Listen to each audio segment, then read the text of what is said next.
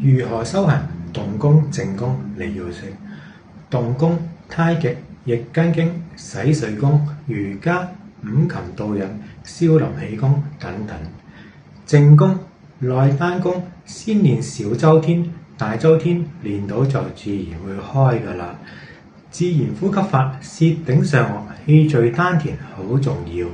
陽性植物好重要，食得太多就可能要食翻啲陰性植物滋陰翻，可樂係其中一種。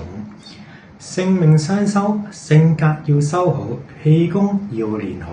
修性不修命，萬劫英靈難入聖，可以超度體內亡靈嘅。善法密法即係修性，佛教、基督教、回教、猶太教、選尼學、比濕奴維持宇宙平衡好好，修好道，積極多為，做多啲唔同嘅嘢，專注一樣技能，崇尚自然，活到就得㗎啦。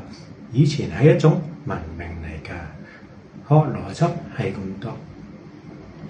功夫，空手道、跆拳道、柔道係一些古代功夫。空手道用手，跆拳道用腳。柔道唔識格擋會輸，一定要練到手腳酸軟為止，跟先破後立有關。唔中意功夫嘅話，可以運動，足球、籃球、羽毛球一樣要練到手腳酸軟為止。左右手、左右腳都要練，左腦控制右手右腳，右腦控制左手左腳，跟左右腦平衡有關，跟開中文有關。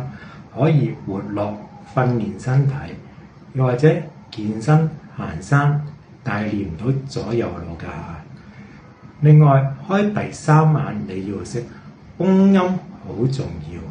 鍾意我個片嘅話，可以按個 like，按個 subscribe。